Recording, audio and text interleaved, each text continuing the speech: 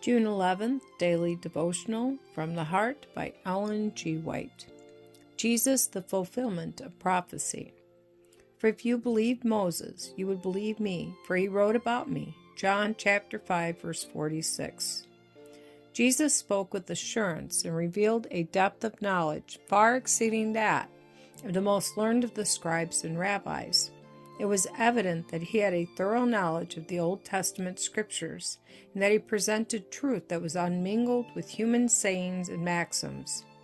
The old truths fell upon their ears like a new revelation. Jesus presented his lessons to the people, but he did not make a practice of asserting his high and authoritative claim. He had come to save the lost world, and his words and works, his whole life in humanity, was to speak of his divinity. He left it to his own dignity, to his life, to his course of action, to witness to the people that he worked the works of God. He left it to them to draw their own conclusion concerning his claims, while he expounded to them the prophecies concerning himself. He directed them to search the Scriptures, for it was essential that they should interpret correctly the mission and work of the Son of God. He pointed out the fact to them that he was fulfilling the prophecies that had hitherto been given by holy men who were moved upon by the Holy Spirit.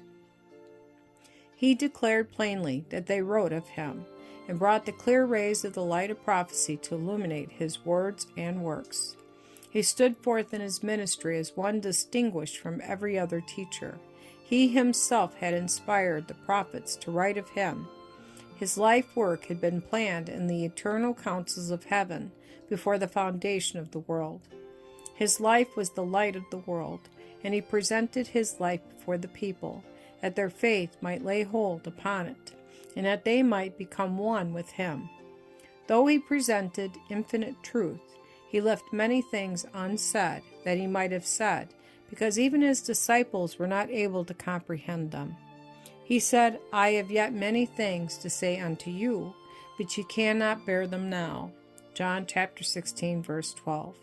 The burden of his teaching was obedience to the commandments of God. That would work transformation of character and inculcate moral excellence, shaping the soul after the divine similitude. Christ had been sent to earth to represent God in character.